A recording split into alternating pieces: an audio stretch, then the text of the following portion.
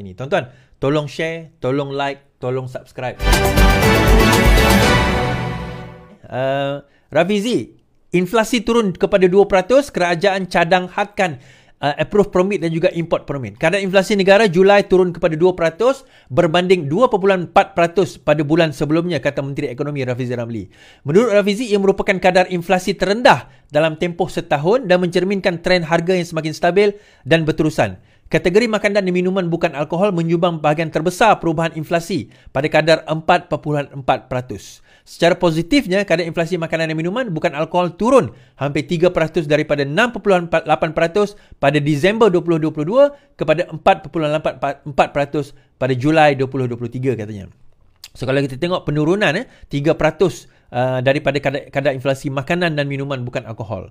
Rafizi berkata pengawalan kadar inflasi adalah salah satu keutamaan kerajaan dalam memastikan inflasi tidak meningkat secara drastik dan terkawal. Sebagai tindakan proaktif, katanya, satu kertas dasar sedang dibangunkan untuk mengkaji pengurangan approve permit AP ataupun import permit dan import permit IP. Kertas dasar ini dijangka akan dibentangkan di Majlis Tindakan Ekonomi Negara tidak lama lagi. Dengan mengurangkan atau menghadkan AP dan IP, kerajaan berharap akan dapat menurunkan harga barang, khususnya barang import. Ini akan secara langsung membantu meningkatkan kuasa beli rakyat dan meringankan kesan inflasi, katanya. Katanya kerajaan juga akan memperbaiki peraturan anti monopoli dan persaingan untuk memastikan pasaran lebih kompetitif. Dengan meningkatkan persaingan, harga barang dan perkhidmatan akan menjadi lebih berpatutan, ujarnya. Orang tak faham. Orang tak nampak apa sebenarnya yang Rafizi sebut ni adalah satu perkara yang sangat besar sebenarnya. Bila kita bercakap tentang AP dan IP, kalau tuan-tuan ingat kempen, saya tak ingat, PRU 2013 kot, yang mana Rafizi antara lain membawa pada masa itu menurunkan harga kereta. Kita bercakap tentang menurunkan harga kereta. So itu zaman PRU 2013 lah. Pada masa tu kempen kita, tapi kita ditolak oleh rakyat pada waktu itu kan. Rakyat tak nak pilih kita. Tak apalah. So kempen manifesto pada masa itu adalah untuk menurunkan harga kita. Dan kita tak faham sebenarnya salah satu mekanisme dalam menurunkan bukan setakat harga kereta. Bila kita bercakap tentang AP, kita bercakap tentang IP, import permit dan juga approve permit. Kita bercakap tentang penguasaan monopoli. Kita bercakap kos yang meningkat tinggi. Tuan-tuan, untuk harga kereta di negara kita setelah dicampur semua cukai, harga kereta setelah dicampur semua cukai itu daripada kos asal dia telah naik 100%. Kalau harga kereta itu RM50,000, sebenarnya kos tanpa teks apa semua tu berkemungkinan hanya RM25,000 je. Maksudnya sedemikian. So mungkinlah katakanlah sales tax ada 10%, mungkin ada teks yang situ sini sikit. Kita ambil lah 15%. Sepatutnya bukan 100%. Jadi kalau kita tengok daripada ini, slowly kerajaan, orang duk kata itu Rafizi formula Rafizi. Tuan-tuan, ni nak cerita formula ni lah formula dia. Formula dia ni bukan 1 campur 1 jadi 2. Itu bukan formula. Itu matematik yang kita belajar daripada sekolah asas. Kita nak turunkan harga barang, dia tak boleh drastically campak duit. Boleh campak duit, lepas tu harga barang akan turun, hopefully. Dia tak jadi macam tu. Kaedah yang pertama antaranya adalah dasar. Nak hantar masuk dalam M10 sekarang ini, Majlis Tindakan Ekonomi Negara, masuk dalam tu, approve dulu. Diluluskan oleh Kabinet. Tetapi dasar tu kena betul. Menurunkan harga import barang. Harga import barang mula menurun. So, bila harga import barang mula menurun, daripada harga import menurun, harga lokal pun kena menurun juga. Dia tak bolehlah harga lokal dengan import tu lebih kurang. Harga import mahal. That's why harga lokal dia boleh letak lebih rendah sikit je daripada harga import. Padahal barang dia sebenarnya kalau diikutkan taklah terlalu mahal kalau diikutkan.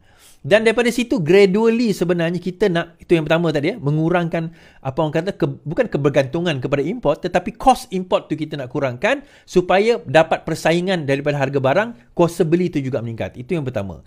Now yang kedua, bila dia bercakap tentang anti monopoli, mengurangkan monopoli yang berlaku dalam negara kita. Monopoli kalau kita tengok, only a few companies yang own a few things. Dalam negara kita, kalau tak silap saya, kita belum ada lagi anti-competition law. Kita belum ada lagi, anti-competition law, kita tak ada lagi undang-undang anti-competition.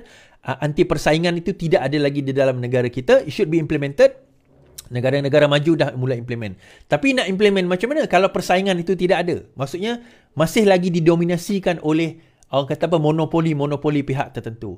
Bukan kerajaan tak akan hapuskan, maksudnya akan ban monopoli, tak. Tetapi dengan menggalakkan persaingan, maka harga barang itu akan Menurun sebenarnya hakikat. Itu kuasa pasaran. Saya bagi contoh lah tuan-tuan kan. Kalau bayangkan kita hanya ada satu provider untuk line telefon katakan. So dia boleh letak harga sesuka hati dia. Tapi bila kita ada 3, 4, 5 provider untuk telefon, so masing-masing akan bersaing untuk nak menentukan harga terendah supaya orang pergi kepada mereka. Jadi that's why sekarang ini kalau kita tengok bagaimana kerajaan berusaha untuk nak memastikan yang paling utama kos sara hidup mula menurun, maksudnya ialah kos sara hidup mula menurun, pendapatan meningkat. Saya ingat saya buat saya tak ingatlah yang talk bagi saya dulu dalam ceramah saya dulu, saya kata untuk nak membantu meningkatkan ekonomi negara terutama rakyat kita ni, dia kena berlaku 3 perkara. Turunkan kos hidup, naikkan pendapatan atau kedua-duanya sekali saya kata. Turunkan kos sara hidup, naikkan pendapatan atau kedua-duanya sekali atau dan kedua-dua sekali. So sekarang ini kerajaan bercakap tentang gaji progresif yang akan meningkatkan pendapatan rakyat. Dalam masa sama kerajaan juga berfikir bagaimana nak menurunkan harga-harga barang. Nah, ada yang timbul persoalan, macam mana kerajaan sekarang ni boleh fikir dan berkemampuan untuk menurunkan harga barang? Simple je tuan-tuan. Menteri-menteri tidak ada dah menteri-menteri atau kroni-kroni mereka memiliki AP dan IP ni. Kalau dulu AP ni memang something yang kroni-kroni itu memang akan ada lah, kita kata. Kroni-kroni ni memang akan pegang. Dan AP ni lah yang membuatkan mereka jadi kaya. Approve permit, import permit ni yang membuatkan diorang boleh jadi kaya. Rafizi hari itu sebut contoh dia kata, kita bercakap tentang negara kita ni tak cukup daging lembu. Harga lembu kita kadang-kadang sekor boleh cecah 10,000, 8,000, 10,000. Harga daging yang mahal dan sebagainya. Kambing for example, bukan biri-biri kambing kalau kita tengok harga yang mahal. Kenapa? Di end of the day, kita kurang daripada pengeluaran tempatan kerana kita nak kayakan yang import permit ni. Lebih mudah. Dia memanglah murah bila kita import sebab kita import dalam satu kuantiti yang banyak. Tetapi yang kaya tu akhirnya segelintir beberapa orang saja yang ada import permit ni saja yang kaya. Rakyat, mereka terpaksa jadi just end user, consumer yang tak boleh nak produce dan tak boleh bersaing kepada mereka yang import secara besar-besaran ini. So benda macam ni yang sebenarnya kena difikirkan oleh kerajaan. Yang mana kerajaan sebelum ni memang gagal untuk memikirkan perkara tersebut. 33 bulan, harga minyak pun dia orang tak boleh turunkan, tuan-tuan. Ada yang kata tadi, harga minyak turun yang harga minyak. Alah, harga minyak tak turun. Tuan-tuan, saya nak cerita. Pada Jun 2022, RON 97, harganya RM4.43. Sekarang RM3.37. Harga turun tak turun? Kau tak cakap minyak mana? Kau jangan nak tiba-tiba nak pusing corner kot lain. Dan kerajaan telah mengawal harga minyak sejak daripada PH memerintah 2018 dengan memperkenalkan subsidi. Kalau tanpa subsidi, RON 95 sekarang ini RM3 ke RM3.10. So macam mana? Dah turun harga kan? Saya tak tahulah. Kalau tuan-tuan tak nak harga minyak tu turun dengan letak subsidi dekat situ, saya tak tahulah tuan-tuan kan. Ke tuan-tuan memang nak bayar harga mahal? Tu pulanglah. Tapi tuan-tuan yang menonton saya ni faham benda ni, yang orang on yang tak faham.